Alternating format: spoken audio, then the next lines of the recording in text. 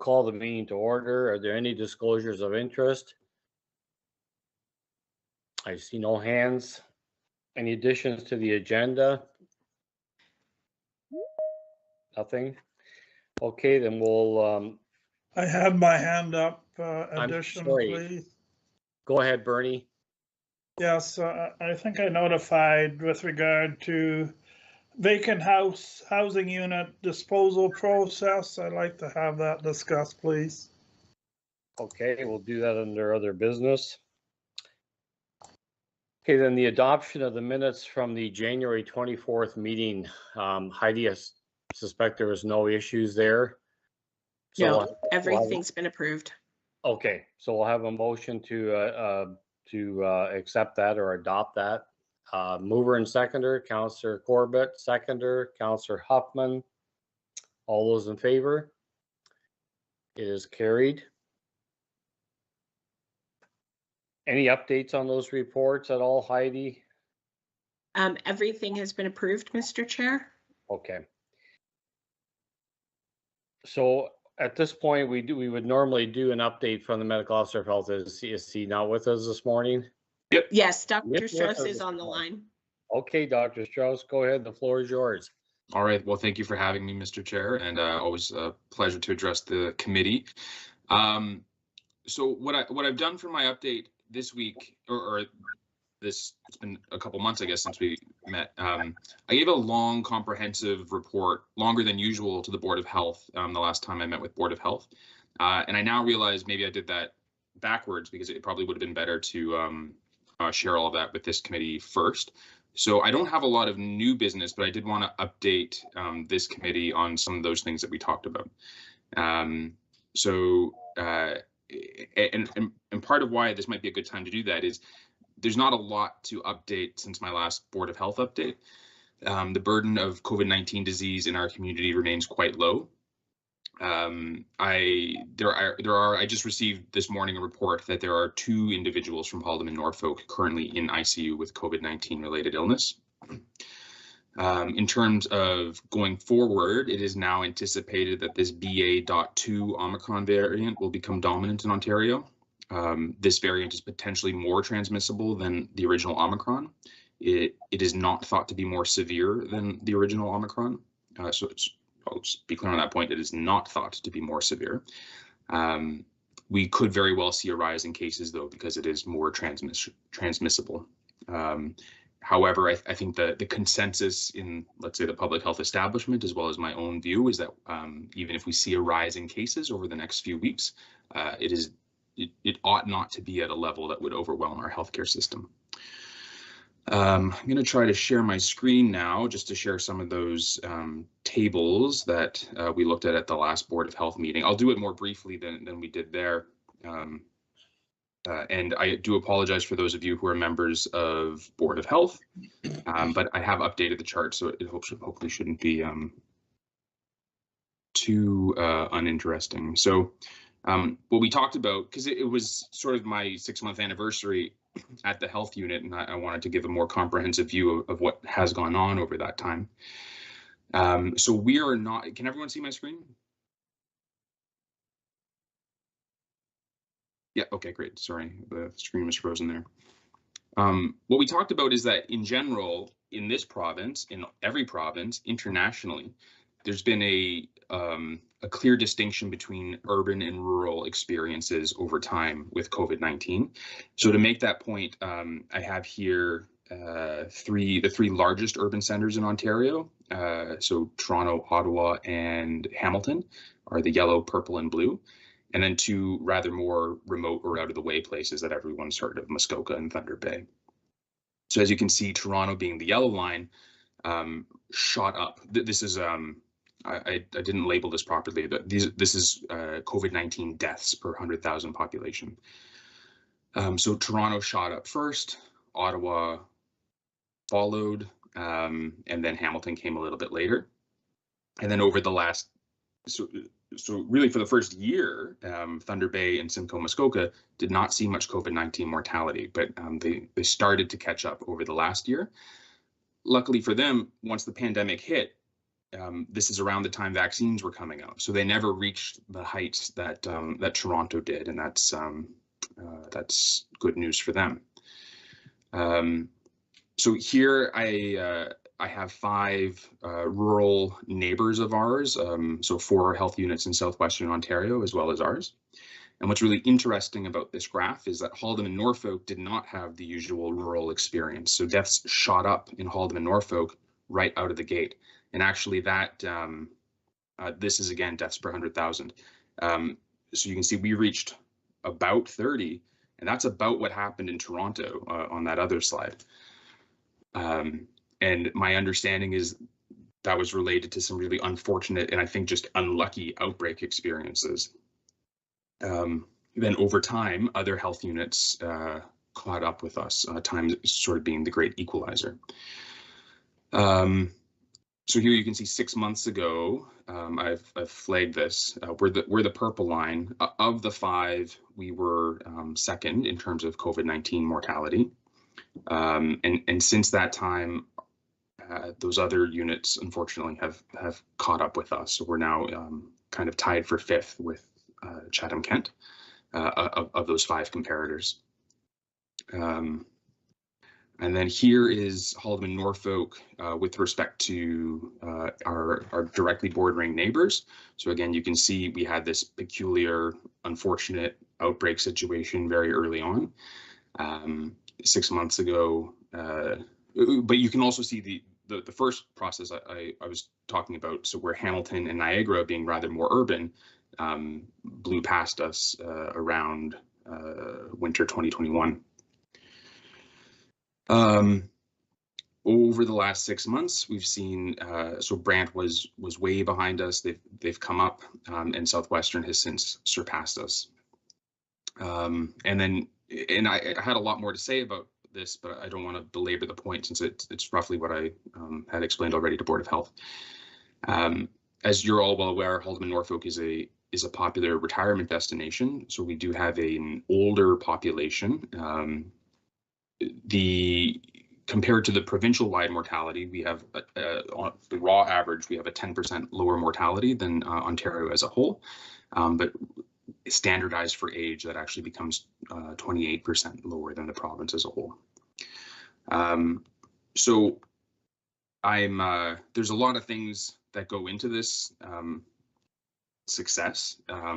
We have seen lower mortality in our health unit compared to comparators over the last 6 months, and we have seen lower mortality in this health unit compared to the province overall. I'm very proud of all the work the health unit has done with respect to vaccination. How do I stop share? There we go. I think that by and large is the mainstay of how lives are saved. And I'm proud that we managed to have these results while adopting a less restrictive approach with respect to contact isolation, extra masking requirements, extra vaccine mandate requirements. Going forward into this new, perhaps rise in cases, I think that there's a number of differences with this upcoming wave, let's say. And what we've seen in the past. One is millions and millions of Ontarians got Omicron over the winter, and I do believe that they have robust natural immunity, and if they do get BA.2 afterwards, it will not be as severe as their first round of Omicron. The other thing is that there now is a really good treatment for COVID-19, and it is becoming available in Ontario. I understand, unfortunately, in dribs and drabs so far. So that's the Pfizer pill. It was in the news in January, but I think, unfortunately, is not in the public consciousness as much as it should be. So this pill, Paxlovid, it ought to be given to folks who become COVID-19 positive who have some other risk factors. So if they're older or unvaccinated or have medical problems, they need to be assessed for possibly receiving Paxlovid. It has to be given within 5 days of symptom onset. And then I've included in my report just a quick summary of the major trial looking at Paxlovid. It showed that of 389 high-risk patients who received Paxlovid, 0 of them died. It's a randomized placebo-controlled trial, whereas 7 out of 385 patients who did not receive it or who received placebo died. So deaths went from 7 to 0 in the Paxlovid group. So I think that's really important. And it's important to understand, even as COVID-19 recedes as a public health concern, it's still an important personal health concern. So we do need to keep making sure the message is out there. If you're getting COVID-19 symptoms, you ought to get a test if you're one of these higher risk individuals, so that you can avail yourself of Paxlovid. And I've had some conversations with the ID team at McMaster about how this can be made more available in our health unit. In the past, with the monoclonal antibodies, I was personally calling everyone who was over 50 and COVID positive to try to get them a monoclonal antibody. Since the Omicron wave, I haven't been able to do that. The case numbers are just too high. So I will be speaking with family doctors in town. I know most of them are on it and interested in getting this medication for their patients, but I do think it is a game changer, and it really affects how the healthcare system is likely to experience the next increase in cases. And by the way, I think we're going to be talking about increases in cases probably every winter and every spring for a good long time. I think this is going to become something like the flu, where we have flu season and we have COVID season. And that's, flu season has been part of my practice for the last 15 years. Anyways, that is probably a bit long-winded, so I'm happy to stop there and take your questions. Okay, thank you, Dr. Strauss. Questions, Councillor Corbett? Yes, thank you very much. Good morning, Doctor. I have 3 questions. Oh boy. One dealing with ticks, one dealing with giant hogweed, and the other is your position on vaccination. You realize you've garnered a lot of media on social media with regard to your comments. Just for our purposes, do they align with the province's guidelines and the guidelines of our health unit? Well, so I mean, I'm happy to say that yes, they do. Now, my office is independent of the province. Local public health is independent of public health in Ontario. I think that's not an accident. That's by design, that local public health concerns can be particular to individual localities. And so it's not the case that Kieran Moore is my boss. Kieran Moore is a very good doctor, and if Kieran Moore and I disagreed on something, I would take that very seriously. I'd be interested to know what the point of disagreement is.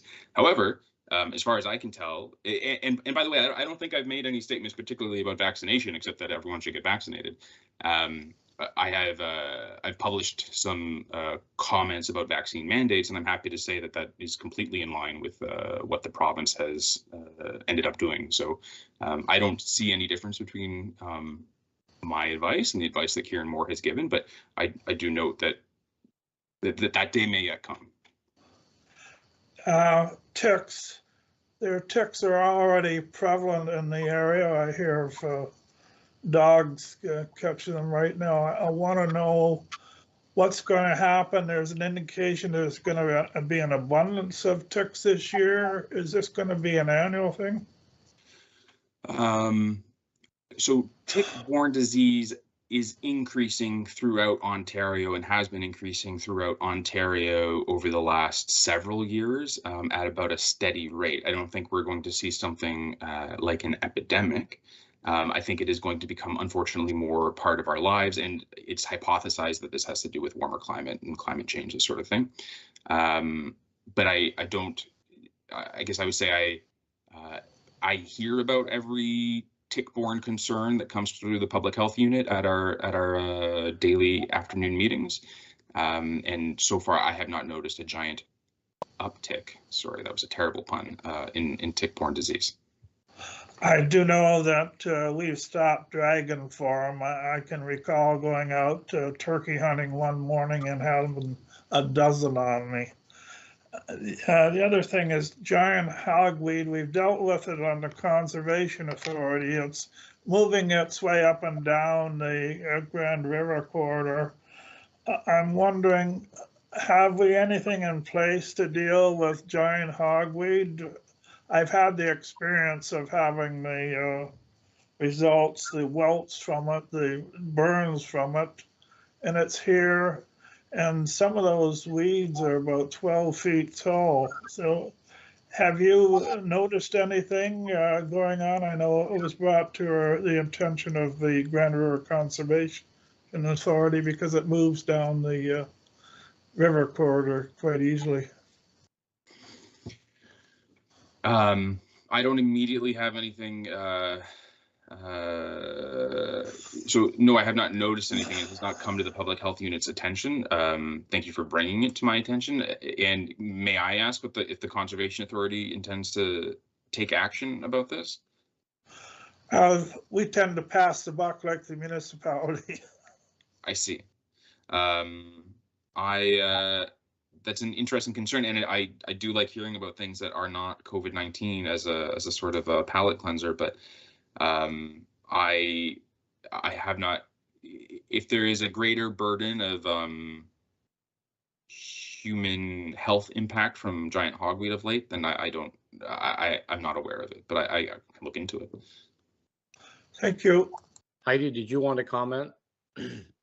Just that I recall that previously Mr. Shaw had provided a memo to Advisory Committee on this matter. So we can certainly take this back and maybe update it if there's an update, or if there isn't an update, recirculate the memo that had previously been prepared. Okay, thank you, Heidi. Thank you. Any other questions for Dr. Strauss? I see no other hands. Dr. Strauss, thank you for your update and enjoy the rest of your day. Thanks, everyone. Nice to see you. Okay. So we'll move on to staff reports. The first one being under public health on page 5 is the annual service plan budget submission.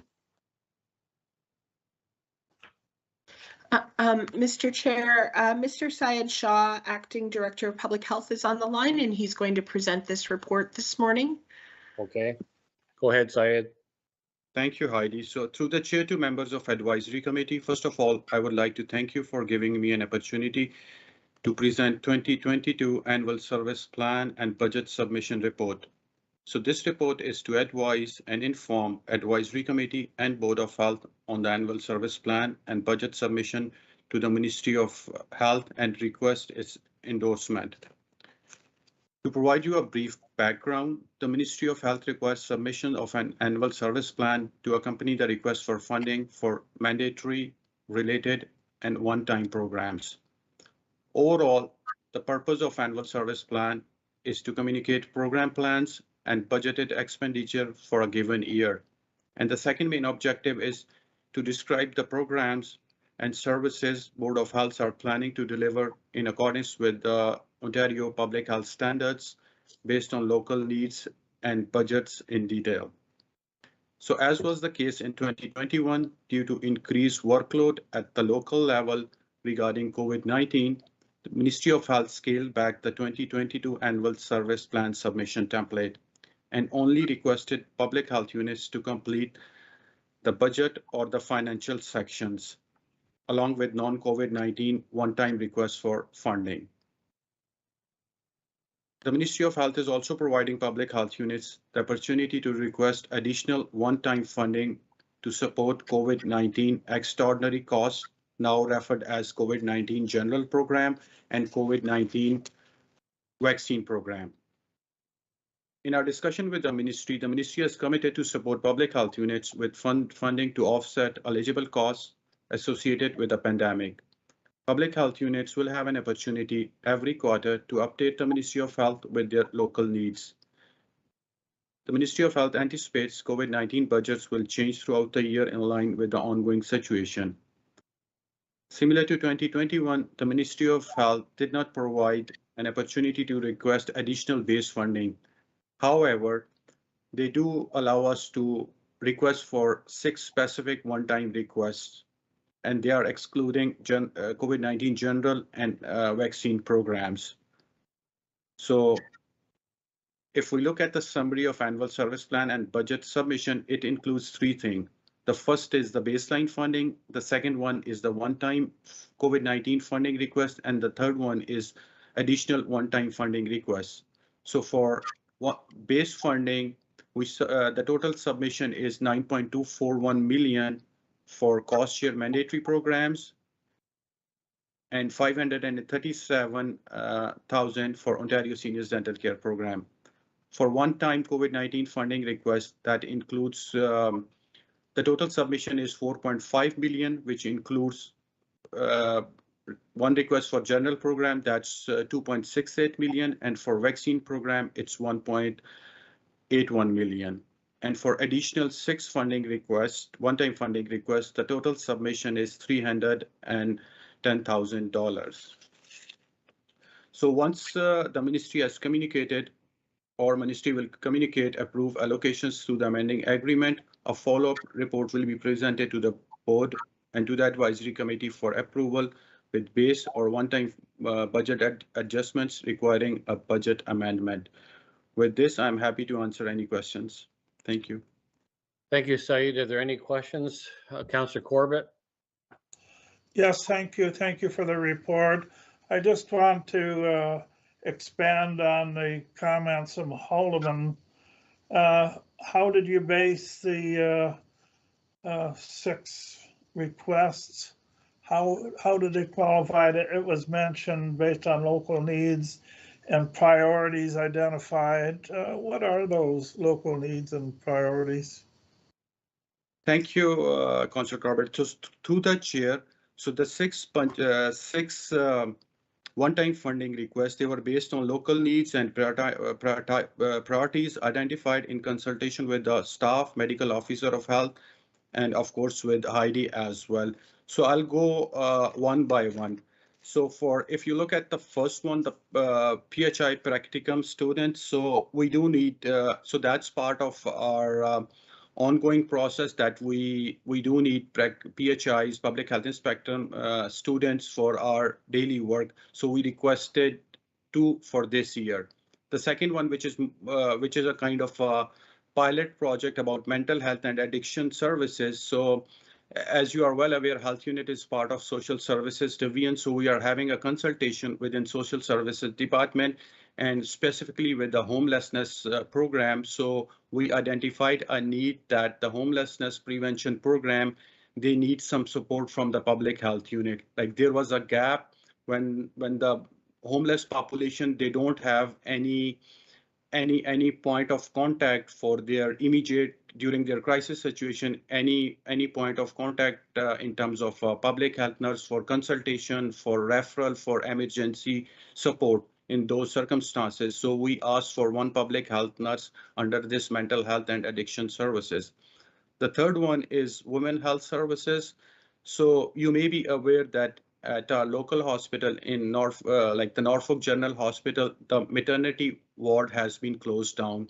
And because of the pandemic, we are seeing a lot of burden on women health, especially on the pregnant ladies. So what we are proposing, and that was in consultation and with the medical officer of health, that we need some kind of an integrated approach to approach women health within Haldimand and Norfolk. So that was one. The next one is non-crisis intervention training. So with this pandemic, we are seeing a lot of hostile situations with staff, especially the external facing staff when they go to visit their local operators and even in our reception areas as well. So we are proposing to have non-crisis intervention training for our staff. And the next one is IPAC barriers to sport protocols. So during COVID, one of the requirement was to have this physical distancing as well as to have some physical barriers so that we can adhere to ministry's guidelines. So when we are asking our staff to come back to the offices, so we analyze that at our Simcoe office and in Caledonia, we need to have more physical barriers. So that was one of the need we asked ministry to support us. The next one was, and that was already part of like that one-time funding guidance, that our tablets for our smoke-free Ontario staff, they were outdated and they need some more upgradation. So we asked for 2 tablets for our staff. Rest of 2, they were kind of a generalized nature, that is for extraordinary costs for COVID-19 and for vaccine programs. So in a nutshell, all those priorities, they were prioritized in consultation with staff and in consultation with the medical officer of health as well. Appreciate the overview. Thank you very much. Thank you. Any other questions for Syed?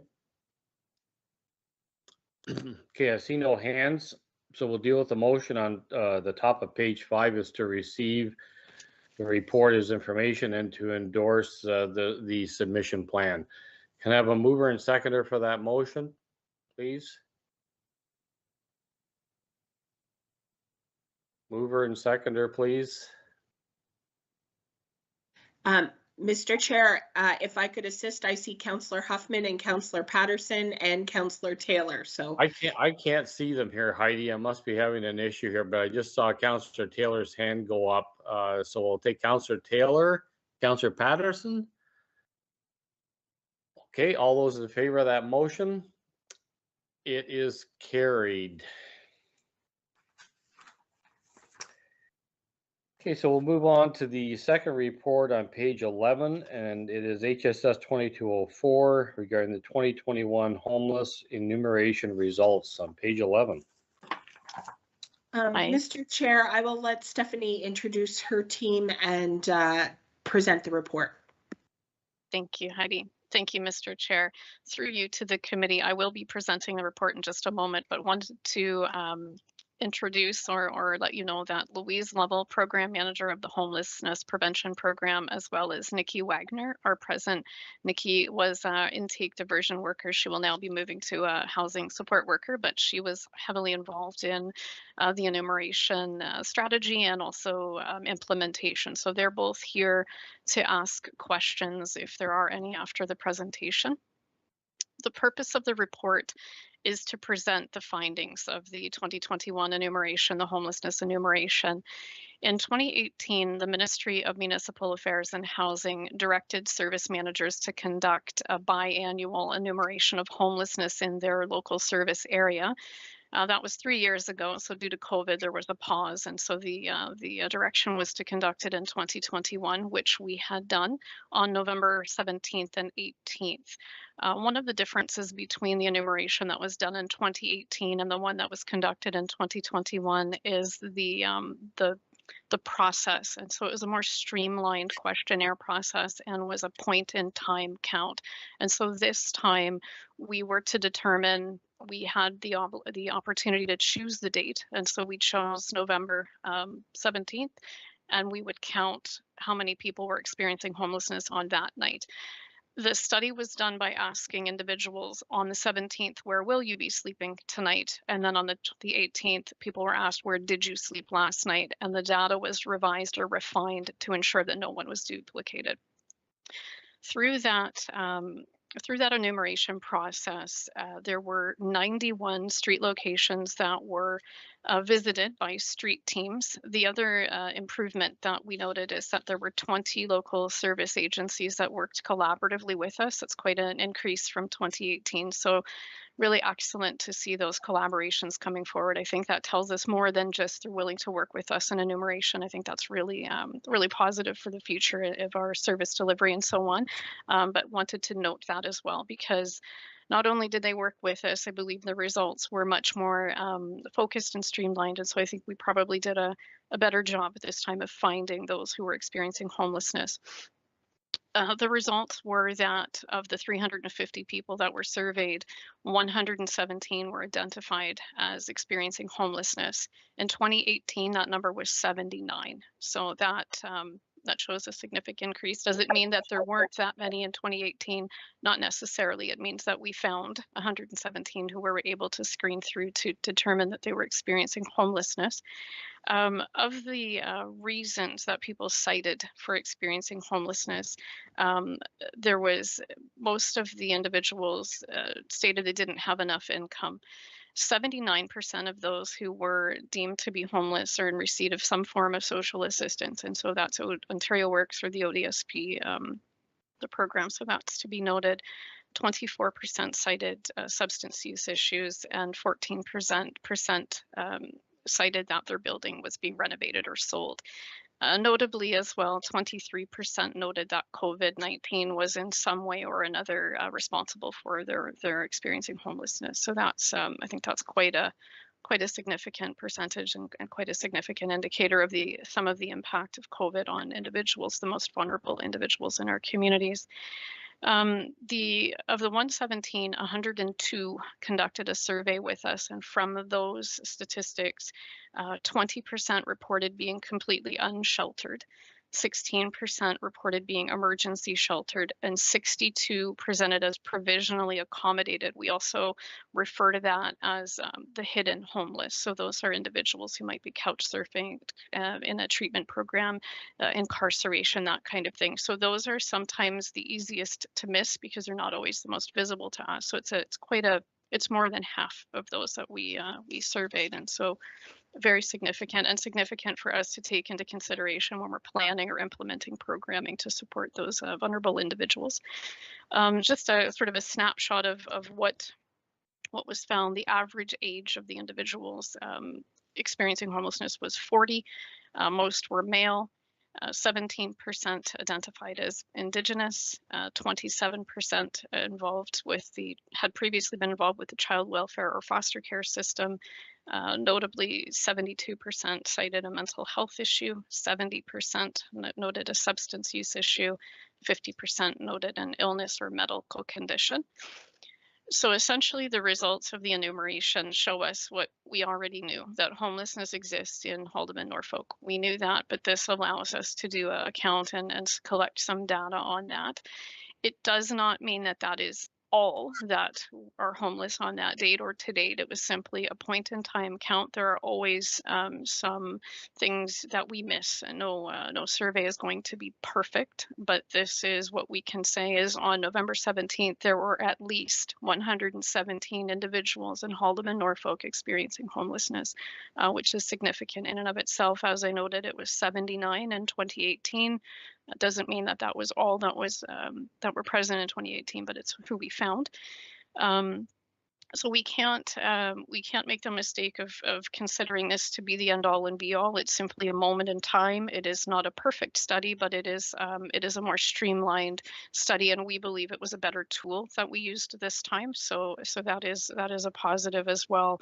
And it continues to add the information that we need to make decisions on how we deliver services and how we target those who are the most vulnerable in our communities. With that, I'd like to turn it over for questions. And as I stated earlier, I'm also present, but Louise and Nikki are happy to take questions as well, should you have any about the enumeration study itself. Thank you. Okay, thank you, Stephanie, for your report. I'll ask the members of the committee have any questions, starting with Councillor Corbett. Thank you very much, and I see Kim's hand up as well. I'm finding in my research that the only way to address affordable housing is build more housing units. It's a matter of supply and demand. I'm looking at the statistics and asking, how are we addressing it? Does it lead to more funding from the province? And what is our action plan? Thank you. Thank you, Mr. Corbett. Through you, Mr. Chair, to Councillor Corbett. So the action plan will reference the 10-year housing and homeless study that we had done and presented to council. It outlines a number of different action items and the goals of working toward a net zero or ending homelessness in our community. So I'd reference that as the major document that we would reference to determine next steps. The question about funding, yes, that is part of the reason that the ministry is asking for us to do these enumerations, to get some data for helping us with planning.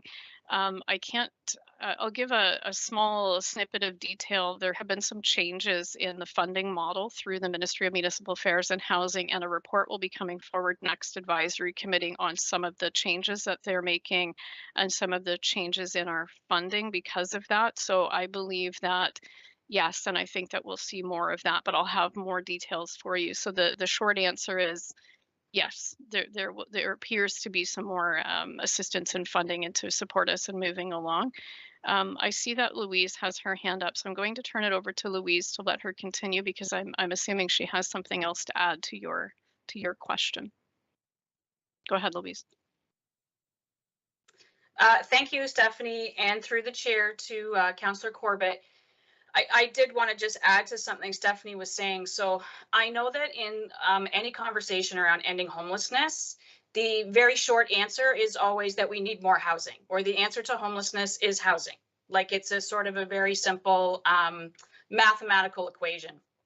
And I just want to highlight that one of the things you have to contextualize when you complete a homelessness enumeration is to remember to understand that the results are indicative of our service system gaps throughout our service systems, not necessarily a representation of the people that are particularly at risk for homelessness because of their barriers. So what I mean by that is when we give you statistics that say X percentage of people have no income or are very low income on social assistance, or X number of people have a mental health or an addiction barrier. What those numbers highlight is where we have system gaps throughout our other systems. And part of helping people remain stably housed is making sure that those things are addressed, in addition to having an appropriate amount of actual housing stock. So just to sort of contextualize that, we can have lots and lots and lots and lots of housing and even affordable housing.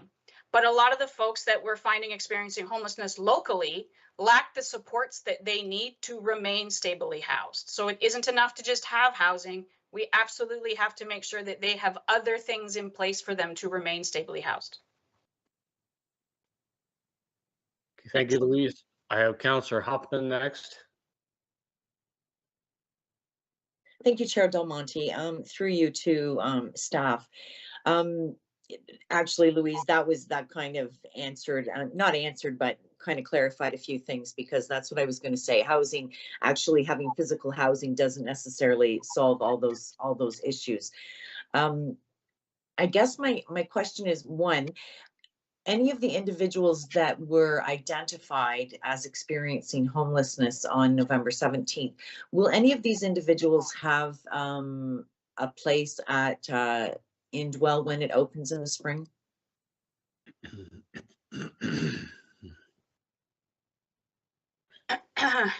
Yeah, thank you, Councillor Huffman, through the chair to you.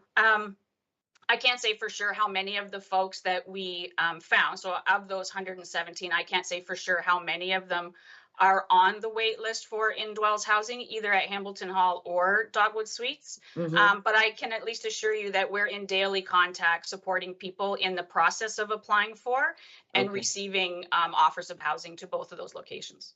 Okay. And I guess the other thing I just wanted to mention is that in terms of the service gaps, what was, and Stephanie, I apologize, I don't have the percentage. I know that you mentioned it, but what was the percentage of individuals who are currently kind of connected with services, either through OW or ODSP? What percentage was that? Through you, Mr. Chair, to Councillor Huffman, it was 79% in total. Okay. I can break it down further for you. Just 1 second. I had written down, I think it was, sorry, just bear with me for a second. Yeah, I'll give no you problem. the exact percentage of those in receipt, here we go. It was 40% in receipt of Ontario Works and 39% in receipt of the ODSP Okay. program. And so the rest were 15% were employed, like casual part-time, 9% were on seniors benefits, and 6% reported as having no income. Those who had no income might very well be eligible for one of the others. They just hadn't for some reason connected it. But as we know, those just to sort of lay it out there, it was a single person in receipt of Ontario Works receives no more than $733 a month. ODSP is probably around 1,000, so add about $300 ish, give or take, and I might be off by a few dollars, so forgive me. I'm more familiar with the Ontario Works program than the ODSP program. And so I think, you know, for us, that's significant. It tells us that we're connected with them, but that assistance is clearly quite limited. And so the challenge of finding and maintaining housing becomes more difficult. And then when we couple that with COVID and some of the rent increases and the, you know, just the costs being driven up of everything, people are quite frankly in that horrible position of making a decision as to having somewhere to live or something to eat, or, you know, that sort of it drives people further into poverty, which I know we all recognize and see. And I probably have stated this a number of times, and my apologies for being, you know, just seeing it for what it is. So the challenges are all of it connects to each other. You know, to separate them is not helping us in you know, making programming decisions. And the other really challenging thing, and I mean, we know this, we don't set the rates for individuals who are in receipt of any of the assistance. And so, you know, advocacy for those sorts of things occurs, but those rates have been frozen since 2018 pre-pandemic. So I just wanted to sort of point that out too, that, you know, this is super impactful. So although they're connected to us, we are simply not able to give them enough service. And then couple that with the community with limited capacity for resource supports, you know, wait lists and all of those things, the service gaps that Louise has mentioned.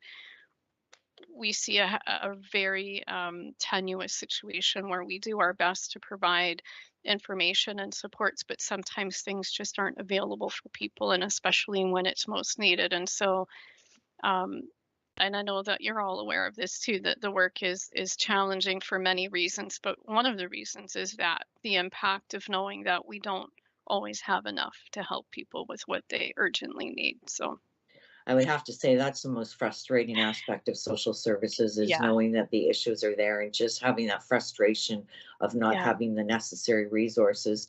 And I want to thank you for mentioning that those rates have been frozen since 2018, and they were certainly inadequate prior to 2018. And they're more than inadequate now with the price of inflation, the rate of inflation, and the limited resources that are available. So anyways, it's thank you very much for the report, and it's a very good snapshot in time. And I understand that, you know, you kind of it's unfortunate the numbers are what they are, but I think it's very important for our community to be aware. And I know that there was some discussion when the article originally came out that people were kind of saying, wow, we have homelessness in Simcoe. And I know that it came to the forefront this year a little bit with the tent situation at town hall there, and really kind of brought the light out, and there has been a little bit of work done within the community from some individuals and stuff. But again, those are stop gaps. They're not permanent solutions. But anyways, thank you to staff and to everybody who's doing this work, and I appreciate what you do with the resources that are made available to us by the province. So, thank you very much for that, Councillor Huffman. Thank you. Councillor Van Passen. Yes, thank you, Mr. Chairman, and through you to the staff. Were there any surprises or unexpected results of this survey, or, you know, is it just that you do expect 80% of them to be on some sort of government pension welfare disability, you know, do you expect a certain percentage to have substance abuse issues? Just, is there anything unusual, or is this pretty standard kind of numbers?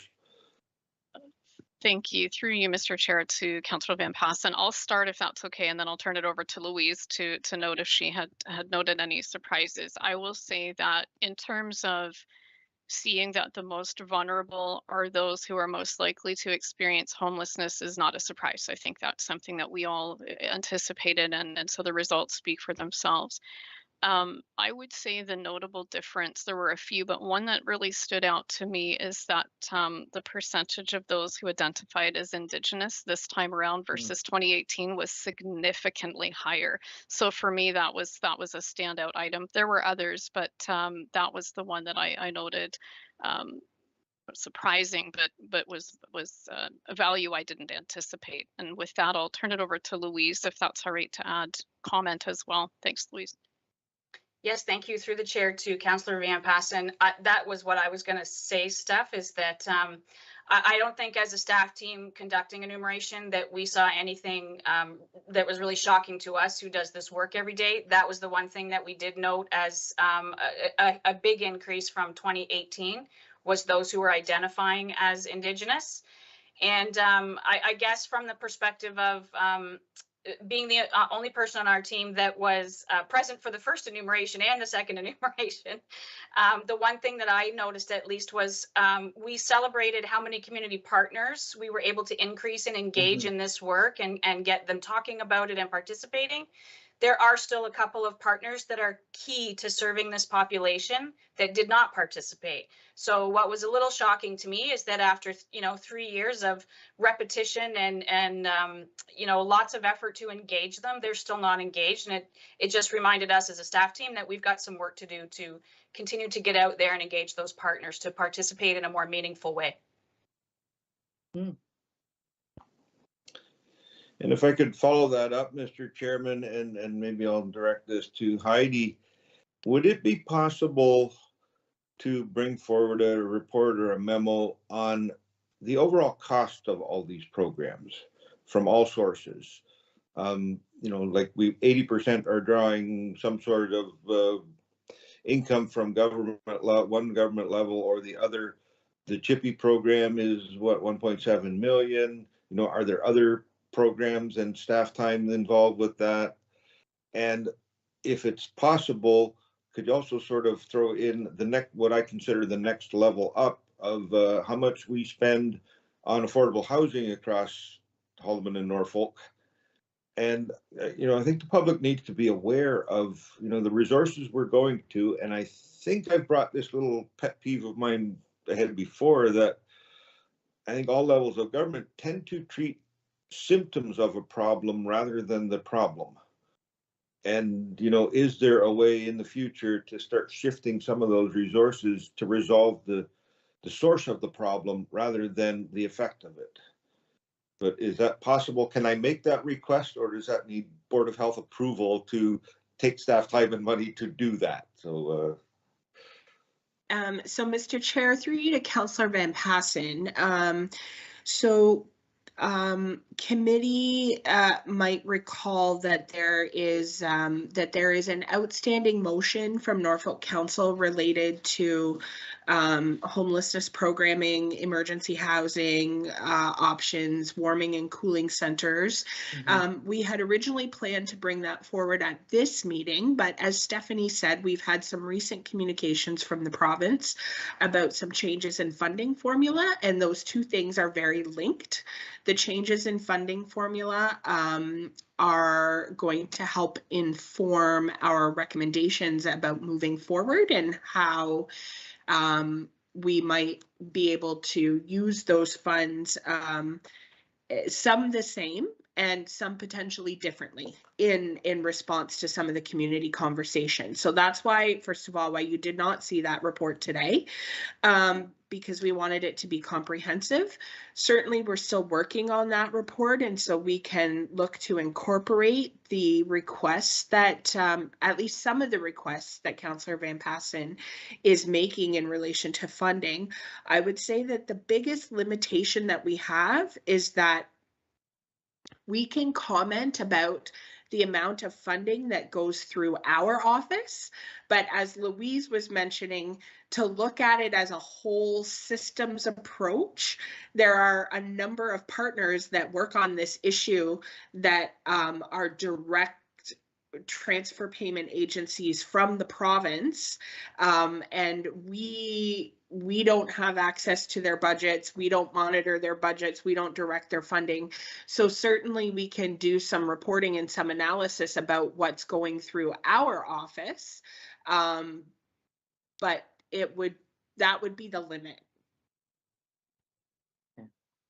And as you can see, we are looking at defining our office as bigger than social services. You heard Mr. Shaw talk about a pilot initiative that we have applied to the Ministry of Health for funding for some public health dollars to help try to address some of these system gaps that, and that's directly connected to the homelessness enumeration and some of the data. So we're trying to think outside the box. We're trying to take down our silos within health and social services and work from a more integrated perspective on these issues, recognizing that there's so much interconnectedness between public health, social services, affordable housing, and homelessness.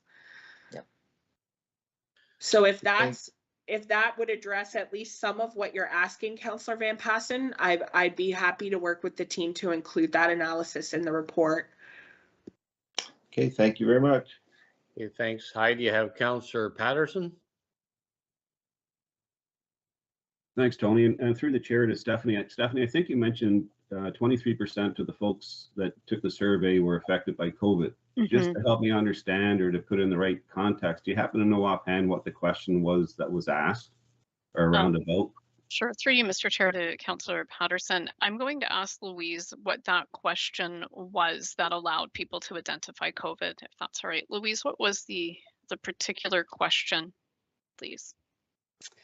I would need a minute to look up what the exact question was, unless Nikki knows off the top of her head. Yes, I do. The question was, is your most recent housing loss related to the COVID-19? So I think it was very basic. Is your most recent housing loss a direct correlation of COVID-19? And it was a yes or no.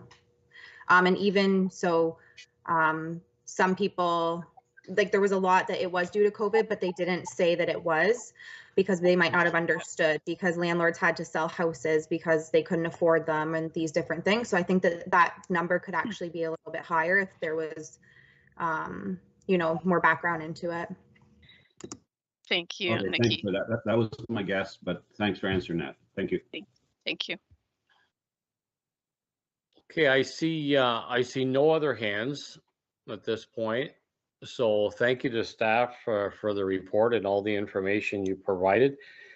I'll deal with the motion on the top of page 11 is to receive the report as information. Can I have a mover and seconder, please? Mr. Chair, I see Councillor Yes. Huffman.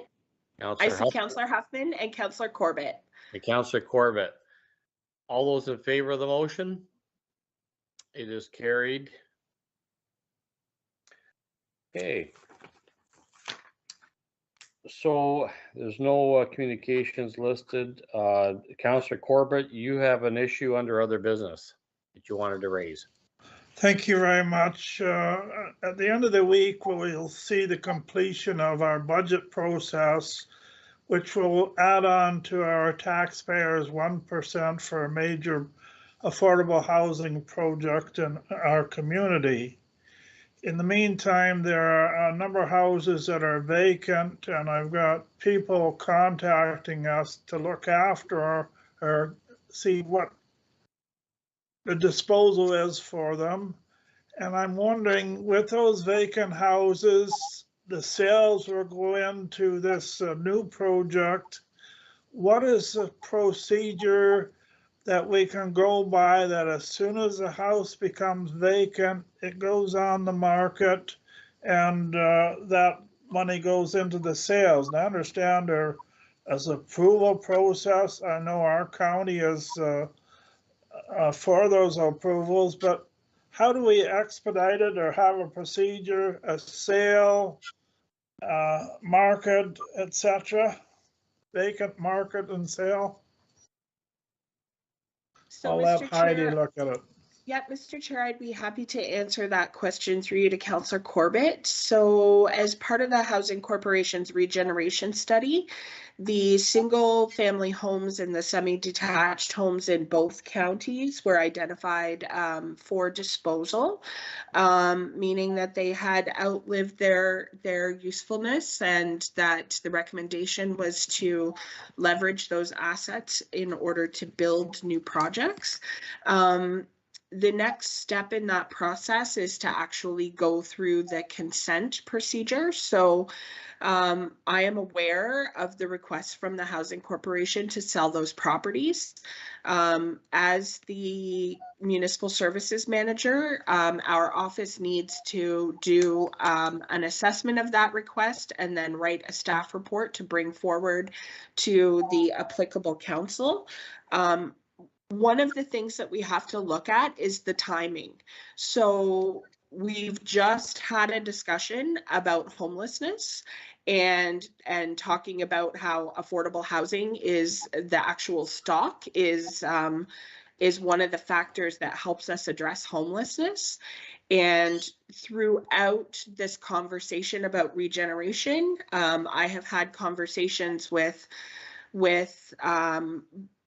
Mr. Bowen from the Housing Corporation and with both counties to say that as we are building and as we are selling in order to raise funds to build, we need to make sure that we are doing that at a pace that does not destabilize our affordable housing system and does not cause the unintended consequence of increased pressure on the wait list.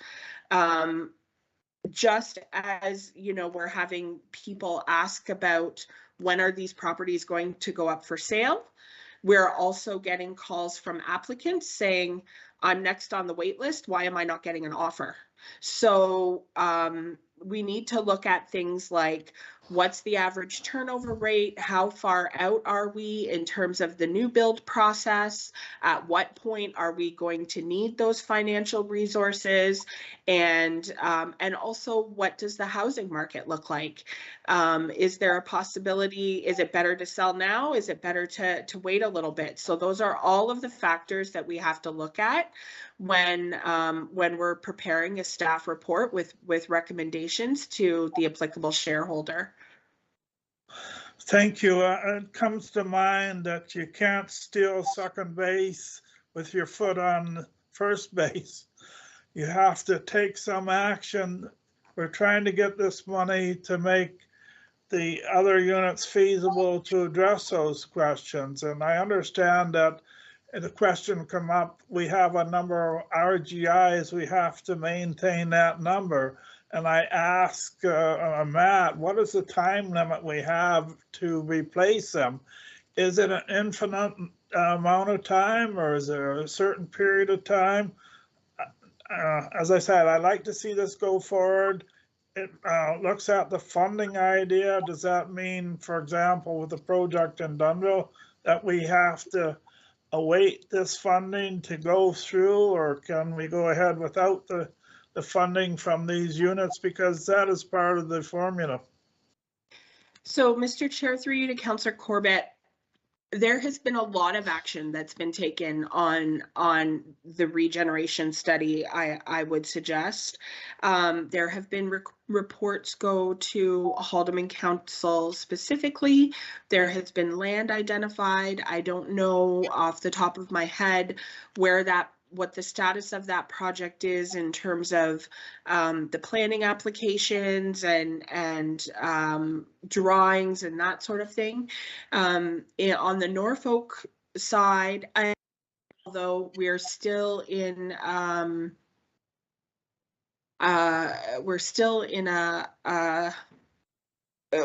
committee will recall that there was a project that is still in a confidential state that had a direct financial contribution to the Haldeman, to the new Haldeman project, and was able to, in a very short timeline, create new affordable housing for vulnerable people.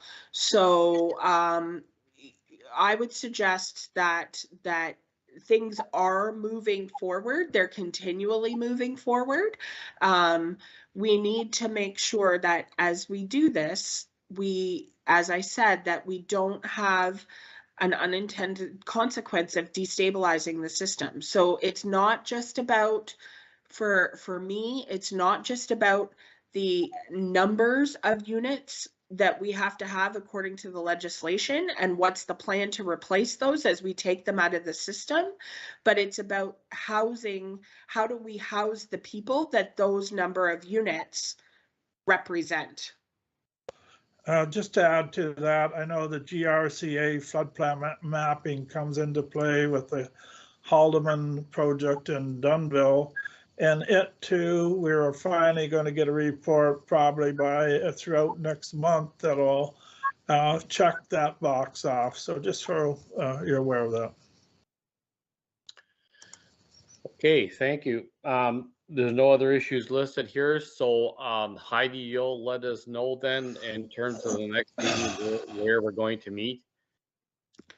Okay. Yes, Mr. Chair, Norfolk Council Chambers and is in working through the recovery plan, and council met in person last time. So I anticipate that the advisory committees will continue to follow suit over the next month. I'll work with the clerk and with Christina to determine whether that will be at the county admin building where we can distance a little bit more, or whether we'll go back to meeting in our boardroom at the Gilbertson office. And we'll confirm that within the next couple of weeks, so that committee has a couple of weeks notice. Okay, thanks very much, Heidi. And there being no other business, I'll ask for a mover and seconder to adjourn this meeting at 10:40 a.m. Councillor Patterson, I can see you. A seconder who I'm having problems with and I can't see. So Heidi, maybe you can help me there. We have Councillor Huffman. Thank you, Councillor Huffman. All those in favor? It is carried. Thank you very much. Enjoy the rest of your day. Thank you. Thanks, everyone. Take care, everybody. Bye. Thanks, everybody. Have a Thank you, good Mr. day. Chairman. Bye. Bye. Bye.